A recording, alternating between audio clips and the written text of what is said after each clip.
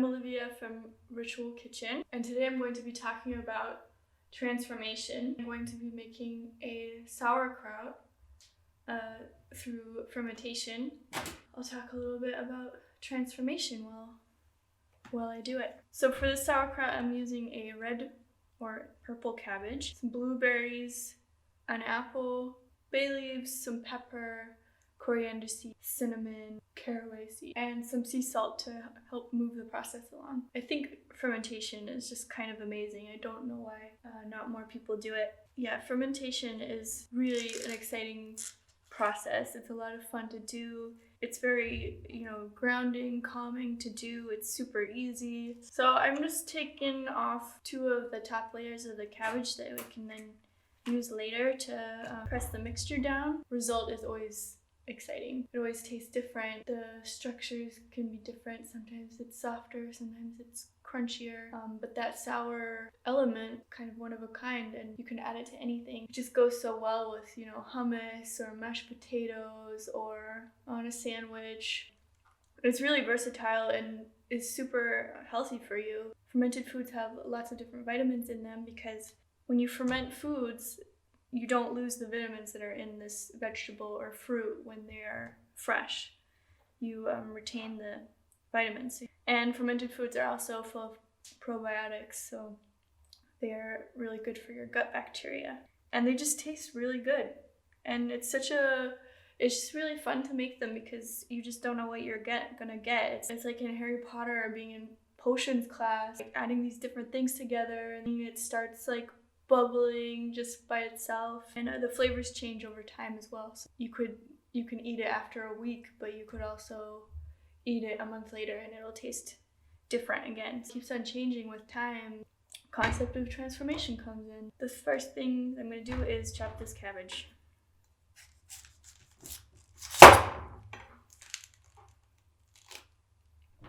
It's just like the coolest nature-y pattern that there is. It kind of looks like a face, actually.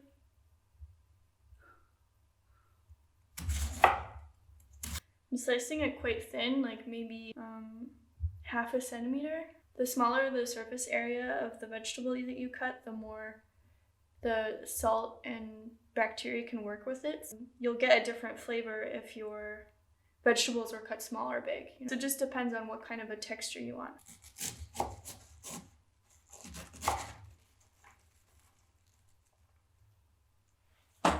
The color of red or purple cabbage is so beautiful. It's turning my hands kind of pink purple.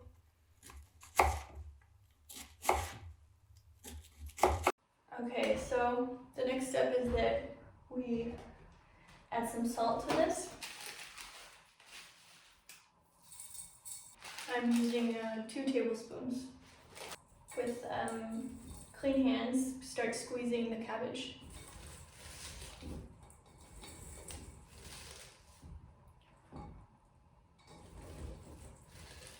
When I was reading about how to make sauerkraut, and I was reading about the squeezing bit, it made me think about how squeezing this vegetable to make its juice come out, to get its essence out. That's kind of what transformation is all about, You get squeezed in a situation by a person. That squeezing that isn't always nice that can sometimes lead to the essence of yourself coming out. If you also think about butterflies, before they become a butterfly and become what they are meant to be, they're squeezed into this cocoon. And then they also have to squeeze themselves out of the cocoon in order to break free. We experience these situations that just push us to our edge, push us to, look for our way out. And it only happens because we get squeezed. There's something kind of really beautiful about fermentation in that you're also squeezing this vegetable and then compressing it into a packed space. And then you just let it sit in its own juices. And it starts changing and making this transformation all by itself. Texture of it is already starting to get a little bit softer. And the juice is already coming out. My hands are purple. For anyone who feels like they're in a tight space, who feels like they're being squeezed at the moment, sometimes the best solution is to just go and sit in your own juices. Just let that distinct flavor or essence of what you are come out. And the process may be painful. The reward can be very tasty. So I'm doing this squeezing for about 10 minutes and then I'll let it sit for a little while and then I'll continue. You know, another thing that we can learn from fermentation is that the transformation also doesn't stop, you know? You don't squeeze it, get through it, and then just stop. It keeps on changing. A month later, the ferment will be completely different than it was at the beginning.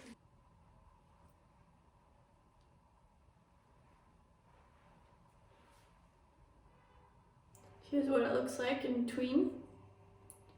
So I'm gonna let it sit for 5 minutes and then I'll carry on. Made myself a coffee, taking a little break, and now I'll knead this purple cabbage for another 5 minutes. Already feels a lot more, like you can feel the juices more.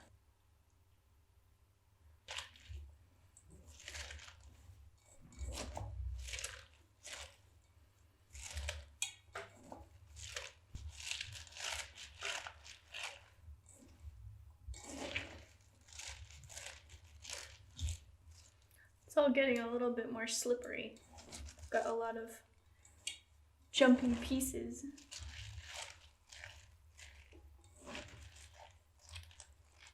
Okay, so I've been squeezing it for another 5 minutes and it's looking pretty good, pretty moist. And now we can add the other ingredients. I'm gonna put in, I don't know, maybe half of these. So maybe like 200 grams of blueberries. About 5 bay leaves and also 1 apple. So I'm gonna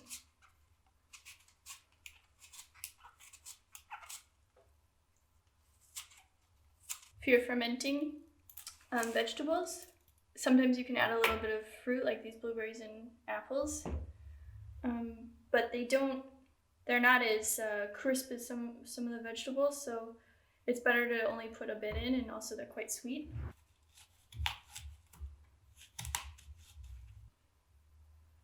So I'm gonna grate the apple.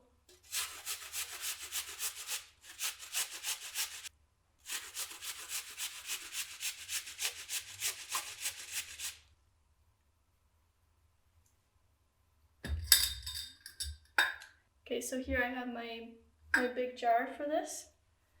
But before we put it in, we're gonna add some spices. So since it's still winter time, start with some cinnamon. A teaspoon. About a tablespoon of coriander seeds. The other nice thing about doing a fermentation like this is you can, wing it. It's not like there's a right or wrong. If you want to leave out one of the spices, if you want to add a different one, if you want to make a completely different flavor combination, it's all possible. I'm putting like a tablespoon of like mixed pepper. And then the last thing is doing like a tablespoon of caraway seeds. I think it's gonna be pretty good.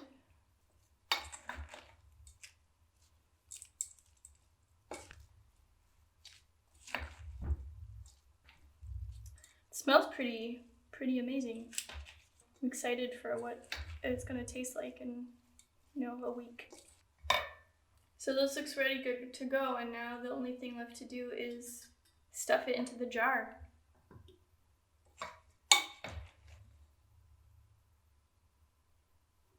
And after I've filled it as much as I can, I'll do some more squeezing. The ingredients will continue to break down and release more liquids. We have to squeeze in as much as possible because the amount will reduce.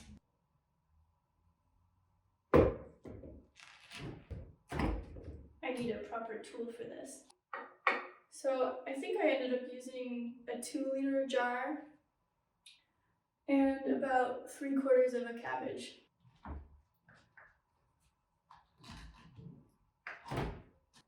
more I squeeze it, the more liquid is actually coming out.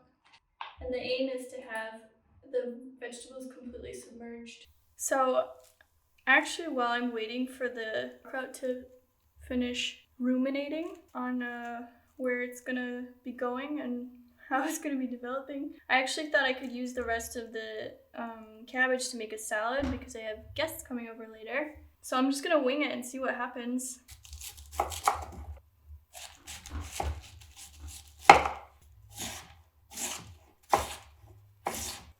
So we've got a whole bowl of cabbage. I'm gonna add the rest of the blueberries to this salad. I'm gonna toast some caraway seeds and some coriander seeds. This is basically the fresh version of the ferment, so it'll be quite interesting to see what the difference is. Less than a quarter teaspoon of cinnamon. So for dressing, I'm gonna completely mix this up. Tahini, which is one of my favorite ingredients ever. 3 or 4 tablespoons of this. 2 tablespoons of olive oil. Like half a tablespoon of soy sauce.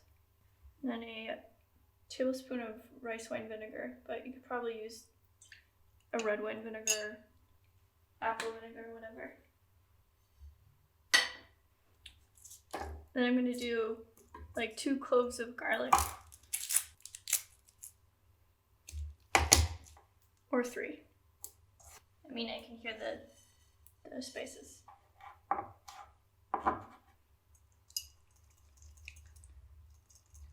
So I'm whisking the sauce, and so this makes quite a thick sauce. I'm going to add a teaspoon of sea salt. The nice thing about sea salt is it's nice and gentle. So later this evening, what I'll probably do is toast some pecans, maybe with like a little bit of maple syrup and olive oil and some salt, and then those will go on top of the salad. Tahini is kind of a nice way of not using mayonnaise, plus it just tastes better. Cool, that seems good. I'm gonna let it sit for like 5 minutes too, because since I put the salt in, it'll also get a little bit softer. And now we can check on this again. Pretty well packed. There's more liquid than before. Smells amazing. I don't have quite enough brine to cover the vegetables completely, so I'm gonna add a little bit of brine from an old ferment. If you end up with extra juice from one of your fermentations, then you can save it and use it for a different one, just to top up. So now there's enough liquid, and then I'm gonna use one of these pieces of cabbage to cover it up and keep all of the stuff down. And then I'm using the bottom of it too. This is actually perfect. This is one of those little cheesecake pots. So I saved one of these glasses, and this actually fits in here perfectly. That worked out pretty well. All of the vegetables are under the surface. We've got a weight to keep them under. So this is ready to go. I'm gonna put it in a tray because the pressure builds over time. You know, the fermentation starts doing its job, it starts bubbling up, and then sometimes you can have it leaking out of the thing, which happens pretty much every time. I will put it in a dark cupboard and check up on it every day. If you don't have one of those bottles that is made for fermentation where it lets the air out, then you have to open them up yourselves to let the pressure out, or else you can have a lot of juice. So that's what it looks like. And it'll be ready to eat in a couple of days. But you could also just let it keep on fermenting for a month before you ate it. But it can be fun to try it every couple of days and see how the flavor has changed. When you're done fermenting it for the first week or so, pop it in the fridge and it'll last for months. Am I recording? I think I'm recording. And I'm gonna finish the salad, see if it's even enough. I think what I'm missing for this is actually an herb. So I'm just gonna give it a first try and see if it needs more of anything. So this is actually pretty tasty, but I think it needs an herb, so I'll probably get some fresh mint to add to it later. And then what else is there? And then obviously the nuts, and then it'll be good to go.